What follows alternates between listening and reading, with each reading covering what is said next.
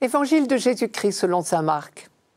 Le premier jour de la fête des pains sans levain, où l'on immolait l'agneau pascal, les disciples de Jésus lui disent « Où veux-tu que nous allions faire les préparatifs pour que tu manges la Pâque ?» Il envoie 2 de ses disciples en leur disant « Allez à la ville, un homme portant une cruche d'eau viendra à votre rencontre, suivez-le, et là où il entrera, dites au propriétaire « Le maître te fait dire « Où est la salle où je pourrais manger la Pâque avec mes disciples ?»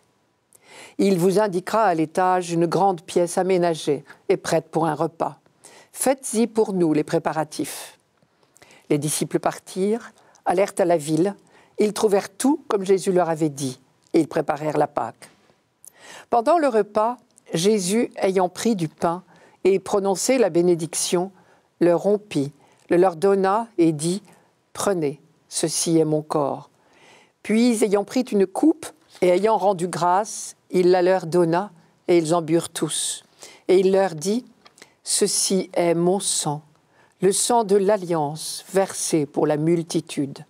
Amen, je vous le dis, je ne boirai plus du fruit de la vigne, jusqu'au jour où je le boirai nouveau dans le royaume de Dieu. » Après avoir chanté les psaumes, ils partirent pour le mont des Oliviers. On imagine dans quelle ambiance Jésus a célébré ce dernier repas. Dans tout Jérusalem, on préparait la Pâque. D'innombrables agneaux étaient égorgés au temple pour être ensuite partagés en famille. Et dans les maisons, c'était le premier jour de la fête des pains sans levain, on disait des azimes. Les femmes débarrassaient méticuleusement la maison de toute trace du levain de l'année écoulée pour accueillir le levain nouveau 8 jours plus tard. Depuis des siècles, ces 2 rites commémoraient la libération d'Égypte au temps de Moïse. Ce jour-là, Dieu était passé parmi son peuple pour en faire un peuple libre. Puis au Sinaï, il avait fait alliance avec ce peuple. Et le peuple s'était engagé dans cette alliance. Tout ce que le Seigneur a dit, nous y obéirons. Nous l'avons entendu dans la première lecture. Parce que le peuple faisait confiance à la parole du Dieu libérateur. Désormais, pour toutes les générations suivantes, célébrer la Pâque, c'était entrer à son tour dans cette alliance, vivre d'une manière nouvelle, débarrasser des vieux ferments, libérer de toute chaîne.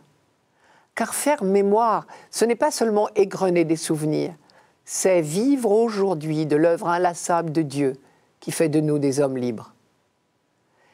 Il est clair dans cet évangile que Jésus a choisi d'inscrire ses derniers instants dans cette perspective-là, perspective d'alliance, perspective de vie libérée. Ceci est mon sang, le sang de l'alliance, répandu pour la multitude. Ce soir-là, il ne fait aucun doute pour personne qu'il parle de sa mort et de son sang qui va être répandu. Mais voilà qu'il donne à sa mort le sens d'un sacrifice d'alliance avec Dieu dans la ligne de celui de Moïse au Sinaï. Le problème, c'est qu'il ne pouvait être question pour aucun juif, même pas pour les disciples, d'envisager le moins du monde la passion du Christ comme un sacrifice. Jésus n'est pas prêtre, il n'est pas de la tribu de Lévi. Et surtout, son exécution s'est déroulée hors du temple, hors même des murs de Jérusalem. Or, seul un prêtre pouvait offrir des sacrifices à Dieu, et ce ne pouvait être que dans le temple de Jérusalem. Enfin, et c'est beaucoup plus grave, il n'était pas possible en Israël d'envisager la mort d'un homme comme un sacrifice susceptible de plaire à Dieu. Il y avait des siècles qu'on savait cela. Et ceux qui ont exécuté Jésus n'ont jamais eu l'intention d'accomplir un sacrifice. Ils ont cru se débarrasser purement et simplement de celui qu'ils considéraient comme un mauvais juif qui troublait la vie et la religion du peuple d'Israël. Pourtant, c'est clair, Jésus, lui, donne à sa mort le sens d'un sacrifice, le sacrifice de l'alliance nouvelle, mais il donne désormais un tout autre sens au mot sacrifice. Et là, il est dans la droite ligne du prophète Osée qui avait bien dit, mais on ne l'avait pas encore suffisamment compris. Je cite Osée, « C'est la miséricorde que je veux et non les sacrifices, la connaissance de Dieu et non les holocaustes, dit Dieu. » À bien comprendre Osée, le vrai sens du mot sacrifier, sacrum facere en latin, faire sacré, c'est tout simplement connaître Dieu et lui ressembler en faisant œuvre de miséricorde. Les deux vont ensemble, c'est clair. Et Jésus est venu nous montrer jusqu'où va cette miséricorde de Dieu.